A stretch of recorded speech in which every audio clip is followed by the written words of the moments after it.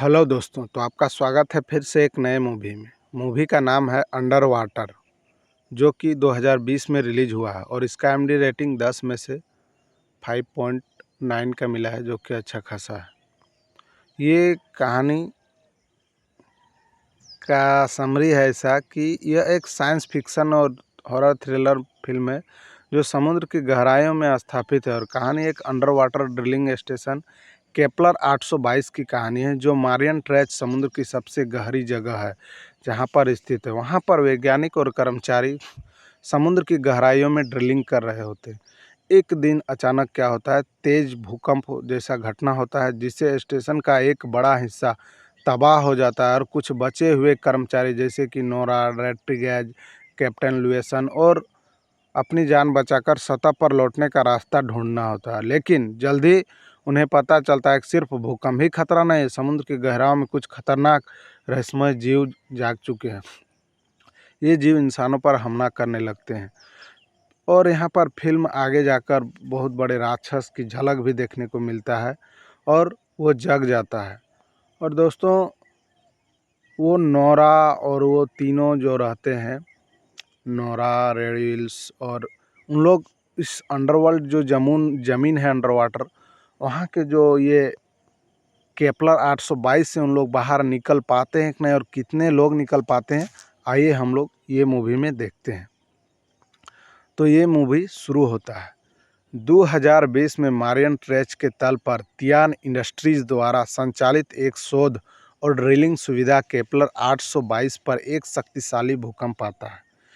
इस घटना में सुविधा का एक हिस्सा नष्ट हो जाता है।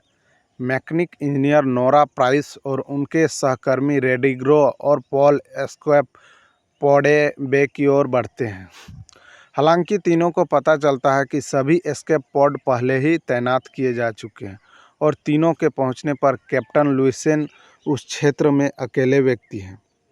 साथ में वे एक नियंत्रण बेस पर पहुंचते हैं और जीव विज्ञान एमिल एवर्सम और इंजीनियर लियाम स्मिथ को ढूंढते हैं, जो सतह से संपर्क बनाने के अपने प्रयासों में असफल होते हैं।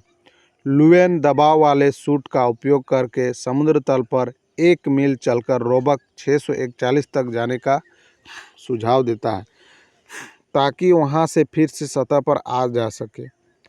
जैसे ही वे एक मालवाहक लिफ्ट में उतरते हैं तो रोड्रिगो का दोषपूर्ण हेलमेट पानी के दबाव में फट जाता है, जिससे उसकी मौत हो जाती है और जीवित दल नीचे एक एस्केप पाड़े से संकट विकट देखते हैं और लियाम और पॉल जांच करने जाते हैं।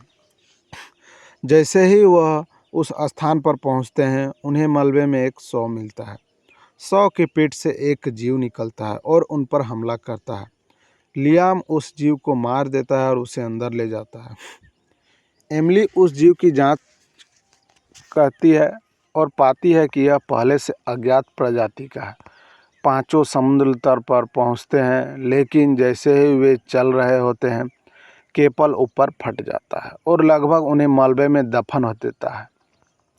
लियाम को चोट लगती है, लेकिन नोरा और लुसियन उसे बचा लेते हैं। वे एक मध्यवर्ती स्टेशन तक पहुंचने के लिए एक सुरंग के माध्यम से पहुंचने में कामयाब होते हैं, जहां वे अपने सूट को चार्ज और साफ कर रहे होते हैं। हालांकि उन्हें पता चलता है कि लियाम का ऑक्सीजन स्क्रबर मलबे से पूरी तरह क्षतिग्रस्त हो गया है। प्रवेश सुरंग से गुजरते समय पॉल पर एक अज्ञात प्राणी द्वारा हमला किया जाता है और उसे पानी के नीचे खींच लिया जाता है और मार दिया जाता है। टीम के प्रवेश सुरंग से निकलने से पहले उन्हें पता चलता है कि लियाम के क्षतिग्रस्त ऑक्सीजन पोड के कारण विस्फोट के जहरीले धुएं से उसका दम घुट जाएगा। किसी अन्य क्रू सदस्य को पीछे छोड़ने के लिए तैयार न होने पर नोरा, लुइसेन और एमिली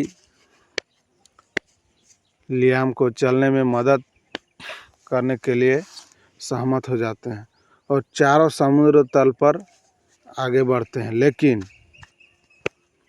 एक मानव और एक प्राणी प्रकट होता है और लियाम को एक गुफा में खींच ले जाता है। लुइसन लियाम को बाहर निकालने में कामयाब हो जाता है, लेकिन उसे अन्य 3 लोगों से खींच लिया जाता है। नोरा को लुइसन के साथ घसीटा जाता है, लेकिन नोरा को बढ़ते दबाव के अंतर के बचाने के लिए लुइसन को खुद बलिदान कर देता है। नोरा अकेले ही शेपर्ड स्टेशन पर पहुंच जाती है और रोबक की ओर बढ़ने से पहले अपने क्षतिग्रस्त ड्राइविंग सूट को बदलने में सक्षम हो जाती है। समुद्र तल पर चलते हुए वह एमिली और लियाम से फिर से मिलती है और बाद वाले को खींचने में मदद करती है। जैसे ही वे रोबक में प्रवेश करते हैं, उन्हें छत से लटके हुए मानव जैसे जीवों का एक घोंसला मिलता है और वे चुपके से वहां से निकलने की कोशिश करते हैं।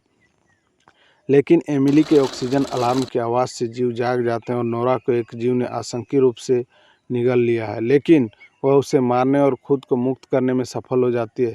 तीनों भागने के लिए बने पॉड तक पहुंचने में कामयाब हो जाते हैं, लेकिन नोरा को पता चलता है कि सिर्फ 2 पॉड ही काम कर रहे हैं। नोरा और एमिली बीमार लियाम को एक पॉड में ले जाने में कामयाब हो जाती है और नोरा एमिली को आखिरी पॉड के लिए मना लेती है। ऐसे होते ही एक विशालकाय जीव उभरता है और रोबक पर हमला करता है। जबकि छोटे 2 स्पोक पॉड्स का पीछा करते नोरा अपनी आसन मृत्यु को स्वीकार करते हुए रोबक के परमाणु को अधिभारित करते शुरू कर देती है, जिसके परिणाम स्वरूप एक बड़ा विस्फोट होता है और जो जीवों को मार देता है और एस्केप पॉड्स को सतह तक पहुंचने देता है। क्रेडिट के दौरान समाचार सुर्खियों में कहा गया कि केवल 2 जीवित बचे थे और तियान इंडस्ट्री ने अपने ड्रिलिंग प्रयासों का विस्तार करने के कारण घटनाओं की जांच में शामिल होने से इनकार कर देता है और यहाँ पर ये मूवी ख़त्म हो जाता है। दोस्तों, इस मूवी का थीम ये है कि सर्वाइवल, जीवित रहने की बहुत ही जदोजहद, मतलब इन लोग बहुत कोशिश करते हैं। जानता था कि उन लोग मरेंगे फिर भी, और इंसान और प्रकृति के बीच का टकराव भी देखने को मिलता है और गहराई में छिपे डर और अज्ञात जीव। अगर आप लोग को इस तरह का थ्रिलर मूवी और एक्शन मूवी देखना पसंद है और जो भी दोस्त इस तरह का मूवी देखना पसंद करते हैं उसको ज़रूर शेयर करें। और दोस्तों, और एक बात, आप लोग मूवी का रिव्यू अच्छा से देखिए, तब समझ में आएगा कि ये मूवी कैसा है। अगर ये रिव्यू अच्छा लगता है तो ऑल फिल्म एक्सप्लेन हिंदी को लाइक, कमेंट, सब्सक्राइब और शेयर करना ना भूलें। और यहाँ पर क्या होता है कि नोरा अपना बलिदान दे देती है। धन्यवाद।